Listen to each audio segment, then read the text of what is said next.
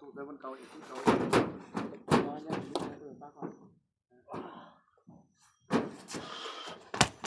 หนักเด้อบริซอยเด้อคอยบ่ได้ตัวนี้แค่ต้องนัดแห้งเลยอันนี้ก็ได้ปลาหลุดบ่พ้นจ้ะอันนี้มันจะมันนี่กันนะถึงตอนนั้นลง2 4ยังหาบ่ยังด้นแล้วสัน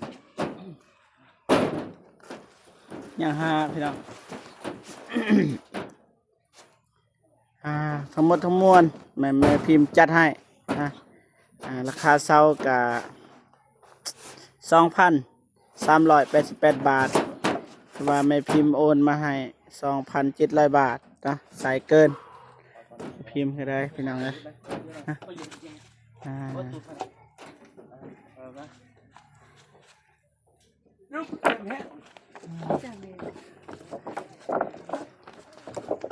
ภาษาได้ลมเด้อจึกเอาลงโอเคนี่น่ะเอา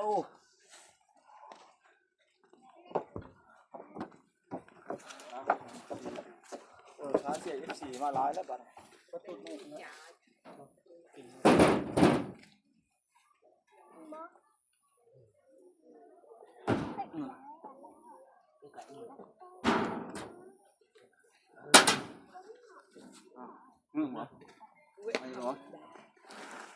สีออกเบิดลายรถเจ้านี่ก็สิคนทำไมล่ะคนนักย่องขับเลยตัวเอาบ่เจ็บบ่ได้ซอยเด้อจับกองให้โลมันนี่มันนาก็สิโลคือเก่าอยู่อยู่นี่มันสุกอยู่แล้วเอาใส่นุ่นๆนี่ก็สิ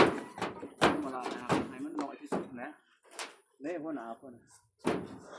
คุมงานด้วยเมื่อยบ่บ่ฝนรู้ต่อไก่ได้ยัง3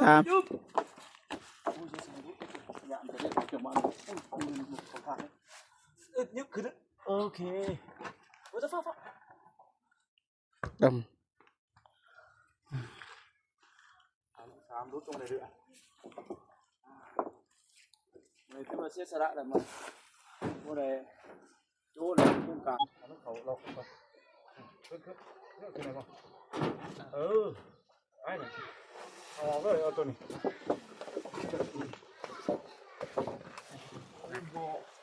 คือเก่าจุ๊ไปสับไหมสั่งถึงได้น่ะโอ้ยังสองไก่แล้วพี่น้องยังอันนึงไปเลยบ่ไปเลยยังเซาหนึ่งพี่น้องเอ้ยเอาไก่ตั้งจุ๊บโอเคไปยังอันนึงบัดนี้สู่ส้นขนาดทีมงานเฮา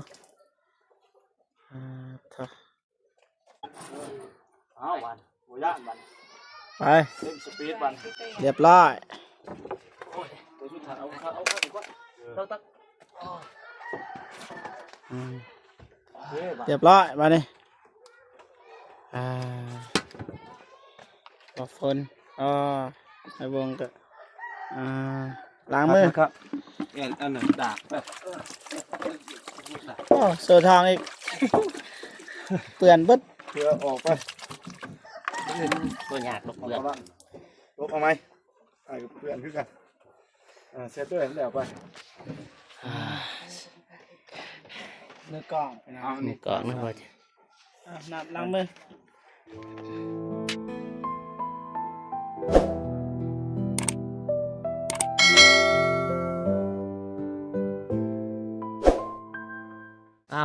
ตอนนี้เบาฝนแล้วก็ทีมงานเบาวงเบาเจ็บกับดีฮอตบอลคายตีนเสาเนาะพี่น้องตีนเสาเต็มทางล่างนี่มาซื้อตีนเสาบาทน้องฮานเนาะพี่น้องเอากราบทักทายสบายดีเด้อสวัสดีพ่อแม่พี่น้องเบิดสู่ผู้สู่คน บ่ว่าจะอยู่ในลาวและก็ต่างประเทศเนาะที่เขามาเบิ่งมาสมซองของเบาฝนเราไต่เบาฝนก็ยินดีต้อนรับทุกท่านทุกคนเนาะมื้อนี้เบาฝนก็ได้มากับทีมงานมาซื้อมาเลือกกินเสาเนาะพี่น้องเดี๋ยวเบาฝนสิไปทายแล้วก็ไปถามราคาสร้างเพิ่นราคาสำใดเป็นจะได้ก็เดี๋ยวเบาฝนสิทายให้เบิ่งเนาะพี่น้องไปเบาฝนสิเข้าไปหาทางเบาเจ็บเนาะเพราะว่าเพิ่นก็ได้เบากับสร้างนั่นแหละเบาฝนกับบ่ฮู้เนาะเพราะว่าสร้างก็อยู่ในนี่แหละ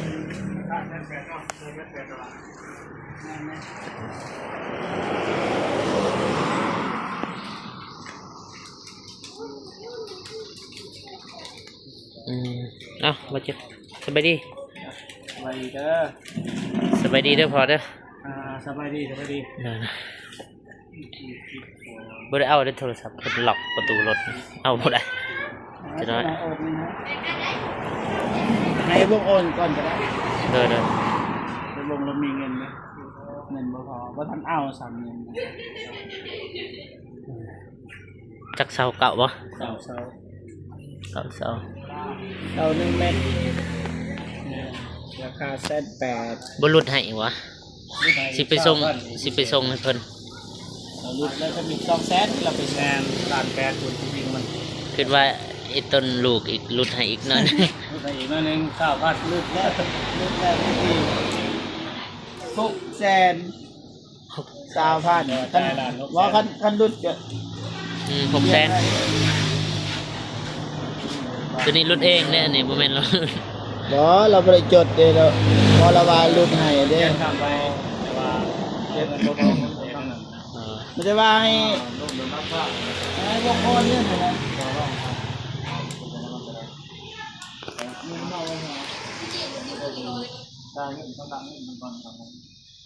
ให้ไอ้วงเพิ่นชำระเงินเนาะ เฮาบ่ บ่เจ็บบ่ทันเอาบ่ ยังจะหน่อยให้แม่เราโอนตัวหาแม่ตัวได้ล่ะ เสาเม็ดหนึงบ่ ตัวนึง1,600,000ถ้วนพอแล้วลุดหายเลยแต่1,800,000 กี่ แม่นมั้ย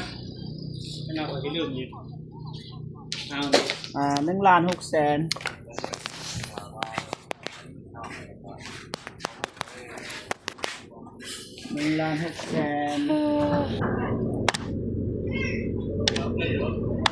เท่าไหร่ 1,600,000 คลิปก็ได้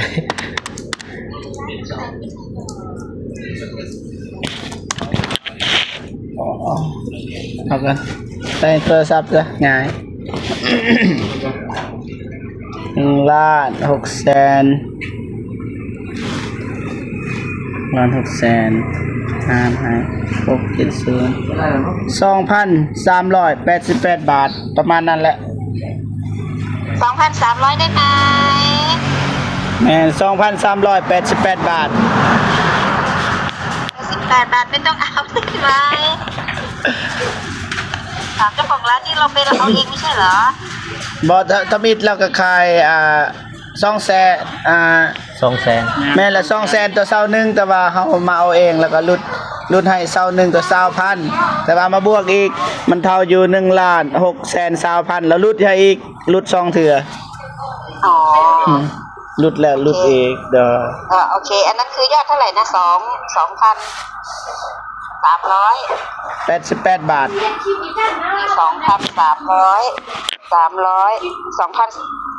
2,400 ก็แล้วกันเนาะ โดยได้คือกันจะหน่อยเสียค่าบริการอีกเด้พอดีเลยก็พอดีเลยแม่โอนสำนักก็พอดีปั๊บ เสียค่าบริการโอเค ได้ได้ มาลงคันนี้ โอเค แล้วก็รถที่มาใส่นี่คือรถเบาฝน รถไอ้วง เอาอย่าง เติมน้ำมันให้วงไหม จังหวะเด้อ เดี๋ยวแม่เพิ่มเข้าไปเติมน้ำมันให้ไอ้วงเด้อถ้าเพิ่มเข้าไปให้นะ โดย โอเครอแป๊บนึงเดี๋ยวโอนให้ โดย 78 คือว่าไอ้วงคุณได้โอนก่อนเนาะเพราะว่าทางบ่เจ็บกับบ่ทันได้เอาเงินแต่มันจุอ้ายถ่ายคลิปก่อนจังหน่อยสิถ่ายบัดฮอดบ้านพุ่นน่ะ ผู้บุกชื่อว่า เพื่อนเลขที่ของทาง แสดงเข้ามาก่อน ไป รู้มาแสดงเข้ามาก่อน เมื่อพักแดงแต่ว่าบ้านอยู่ห้วยดำแต่ว่าสิกำลังเฮ็ดบ้านให้อยู่ทงหวายอืม บ่ได้บ่ เงินดอก บ่ถึกตัวต้นติย้อนกลับ ก่อนเบายังหนอนี่คือเตือนเลยได้เบายังนี่คือผมคนสวรรค์นะเบายัง เบาเตียง ตอนนี้ก็โอนเรียบร้อยสำหรับเงินเท่าไหร่อ่ะ1,600,000 1,600,000กีบเรียบร้อยมันไปเลือกเศร้าแล้วบัดนี้ ยา2 ซองมันบ่ต้องนอนพี่น้องก็ได้ยังไงก็ได้ดำสะดวก ไปมาเจ็บ ไป แต่บุญใช่เดี๋ยวก็บ่มีบุญใช่บุญเก่า นี่มึงเหรอวะ ตัวเลยเอาบินเนื้อ ไปหาเลือกเศร้า ก็ลืมเมียงเลย เอาไม่ไปนะเด้อมาเจ็บ เด้อเ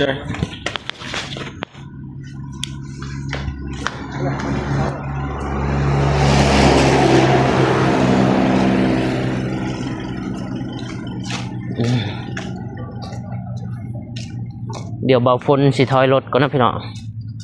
เพราะว่าสิเอาเศร้าขึ้นรถก่อน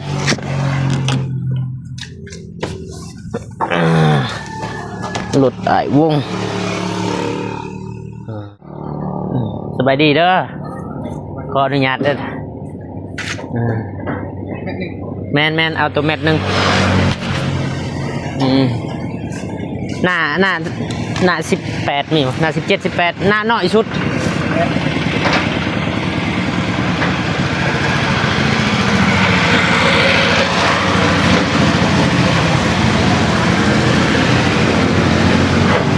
หน้าบ่ฮู้ว่าหน้า18เนี่ยถือว่าน้อยสุดเลยความยาวก็ประมาณอยู่ความยาวว่ามันเม็ดนึง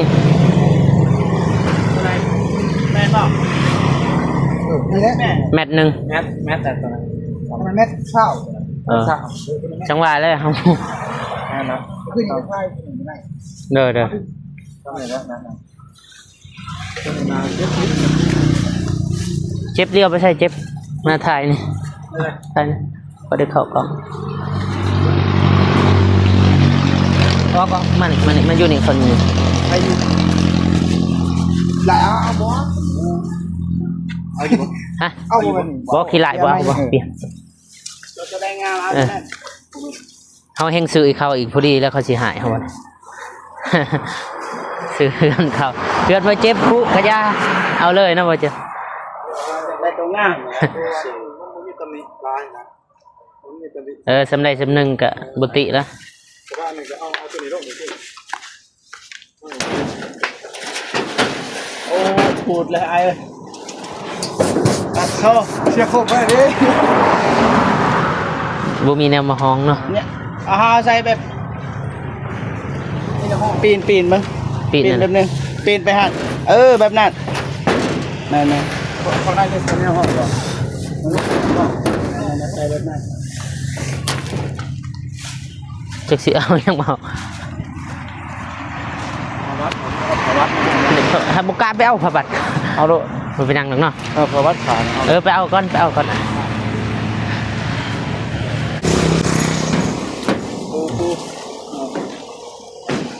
ห้องให้นึงได้ จังไหนเรากิ่งมา นี่เอาปลาแบบนี้เด้ บัวตรงตูดนะมันจังบ่อันนี้นี่ แบบก็ได้ตั้ง แบบกิ่งเนี่ยอ่ะ พี่ก็ทำให้มันตกนะให้มันตั้งอีกวันนึงเลยก็ได้วิธีมัน จังหวะ มันบาดหน่อยที่สุดเป็นบาด กำลังถอยมาบ้านนี่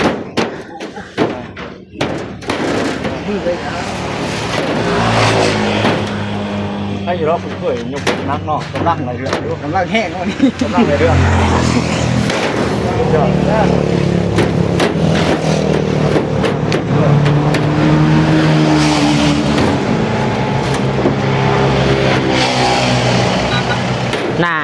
แม่นบ่น่า18นะน่าน้อยสุดแล้วบ่นี่ นี่แน่แม่นหนึ่ง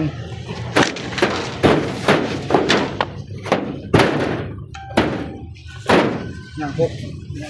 เก่าให้ลงชูให้เห็นไหม มีอยู่รางวัล มาน้องวัน 300 ทำเลยว่า เป็นน้ำมันให้ ครับแต่ว่าบ่ได้ก็บ่เป็นไร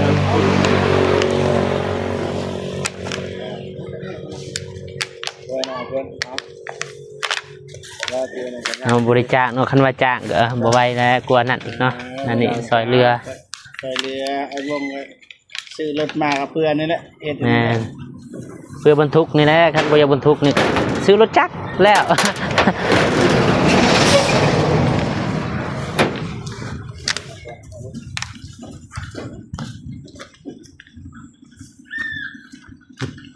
ขออนุญาตเด้อ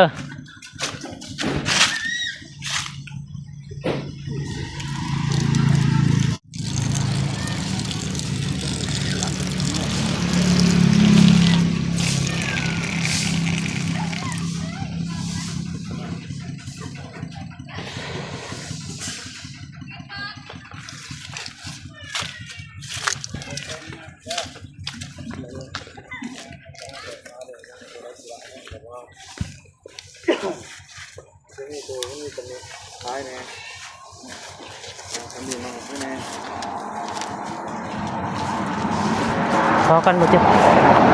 ขอเดือนจังไทยอีกซอย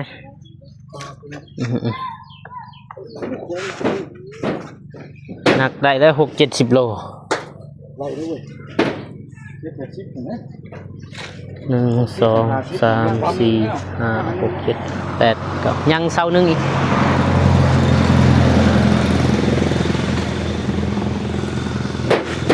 โอ้บัดยังอีกเสาหนึ่ง ยัง เลือกเอาแต่ตัวงามๆตัวไรขี้ร้ายก็บ่เอาเรียบร้อยพี่น้องมาเลยเก้าเสาเนาะ1 2 3 4 5 6 7 8 9 ราคาแบบนี้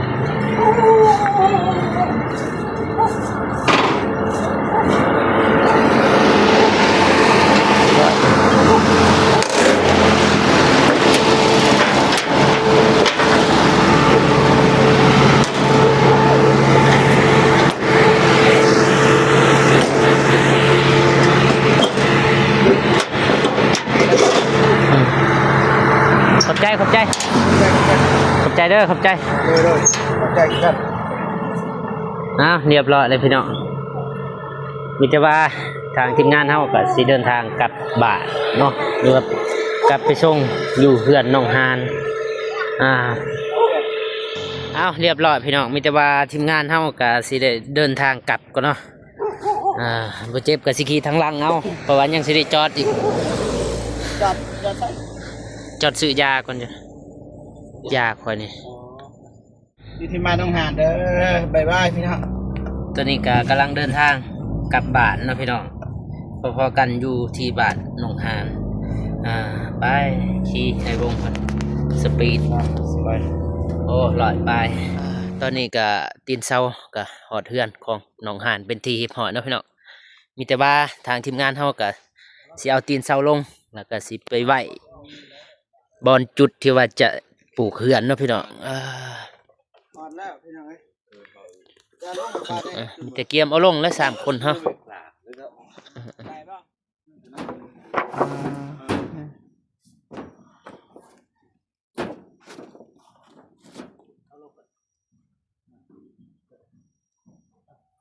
ตู้ได้บนเตาอีกเตา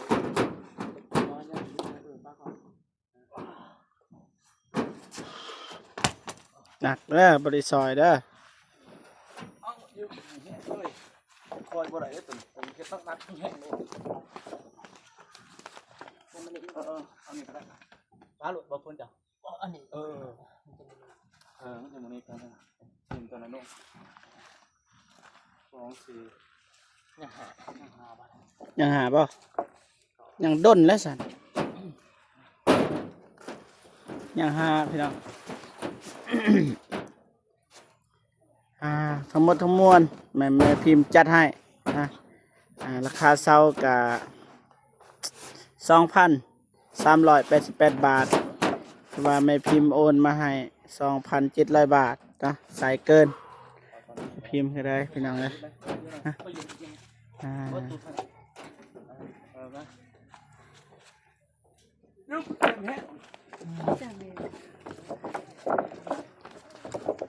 ภาษาได้ลมเด้อ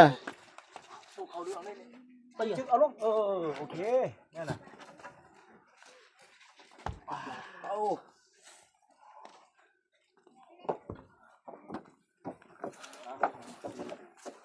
ขาเสีย24มาหลายแล้วบัดก็ตุ้นนี่นะ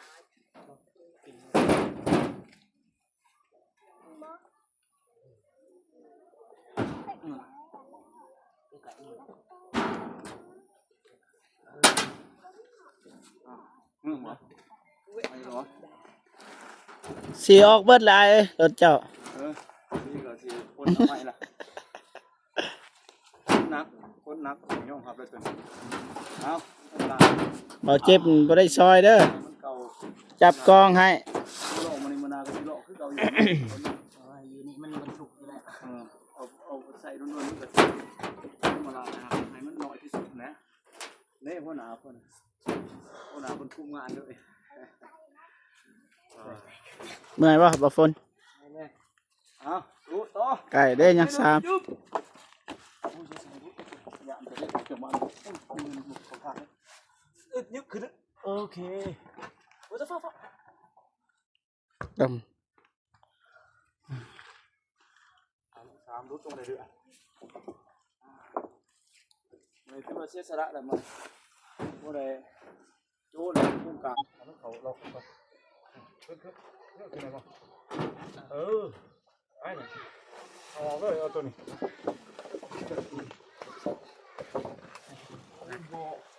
คือเก่าจุ๊ก็สับมัน ตั้งขึ้นได้น่ะ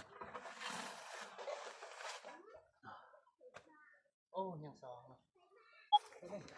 ำไก่แล้วพี่น้องยังอันหนึง ไปเลยบ่ไปเลย ยังเสาหนึ่งพี่น้องเอ้ยครับ เอาขึ้นไปตั้งจุ๊บโอเค โอเคไปยังอันหนึงบัดนี้สู่ส้นขนาดทีมงานเฮาครับ เอาวันบ่ย่านวัน ไป เล่นสปีดวัน เรียบร้อย ตัวสุดท้ายเอาดีกว่าตั้ง เรียบร้อยบัดนี้บ่ฝนไอ้วงก็ล้างมือ ครับอันนั้นดากไป โอ้เสือทองอีก เปื่อนเบิด เพื่อออกไป ตัวยากลบเลือด ลบเอาไหมไอ้เพื่อนคือกันเซฟด้วยแล้วไป เนื้อกล่อง เอา นี่ นี่ ก่อนนะพ่อ นับล้างมือ สบายดีเนาะฮะ โดยสบายดีบ่พลโดยสบายดีบ่เจ็บโดยสบายดีบ่วงโดยสบายดีผู้ใหญ่ใจบุญทุกท่านใน FC ทุกท่านหรือว่าอยู่ในลาวและไทยและต่างประเทศก็ขอสวัสดีสบายดีเมื่อสุขทุกคนเด้อ โดยเศร้าก็ได้แล้วเด้เนี่ย โดย น้องฮานรู้สึกอะไรได้เห็นเศร้าเฮือนแล้วเลอะ ดีใจ กำลังเริ่มที่จะสร้างหรือว่านับหนึ่งกำลังนับหนึ่งเนาะนับหนึ่งแล้วก็ขึ้นไปจนหอดมือที่ว่าสำเร็จนี่คือว่านี่น้องเห็นเศร้าแล้วรู้สึกอะไรตอนนี้ ดีใจแฮง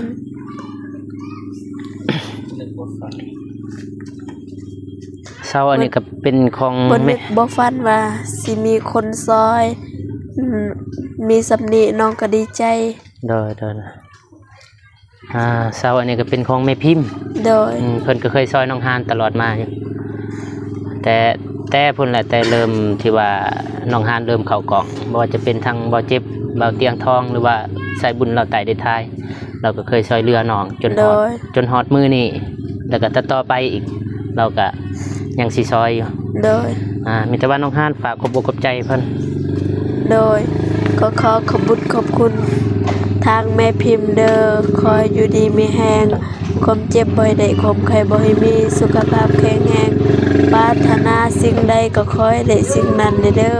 สมการพัฒนาหรือว่าไปไสมาไสก็มีที่คนฮับคนฮ้องไปฮอดจดให้ถึงอย่าเจ็บอย่าจนเด้อนอนหลับให้ได้เงินหมื่นนอนตื่นให้ได้เงินแสนเฮงๆปังๆตลอดปีตลอดศาสตร์เด้อสาธุ โดยสะขอพรเฮ็ดเวียก1ข้าว1น้ำบ่พ่อแม่พี่น้องตอนนี้ก็ทีมงานเฮาก็ได้เอาเสาลงเรียบร้อยแล้วก็สิเดินทางกลับบ้านเนาะเพราะว่าทางเบาวงแล้วก็เบาเจ็บก็สิเดินทางเมื่อบ้านก่อนอื่นหมดเบาฝนก็ขอขอบอกขอบใจผู้ใหญ่ใจบุญทุกทานที่ว่าได้เบิ่งได้ชมคลิปของเบาฝนแต่ต้นจนจบและก็พิเศษก็ขอบอกขอบใจทั้งแม่พิมพ์เนาะที่ว่าได้ซื้อได้ช่วยเหลือทางน้องฮานว่าจะเป็นตีนเศร้าแล้วก็อื่นๆเบาฝนก็ขออวยพรให้ทั้งแม่จงมีสุขภาพที่แข็งแรงความเจ็บบ่ให้ได้ความไข้บ่มีให้ร่ำให้รวยปรารถนาสิ่งใดขอให้ได้สิ่งนั้นเด้ออยู่มันขวัญยืนสาธุทางทีมงานเฮาก็สิเดินทางกลับก็เนาะพี่น้องพอบอกกันคลิปหน้าสำหรับคลิปนี้เบาฝนขอกล่าวคำว่าสบายดีเด้อบ๊ายบาย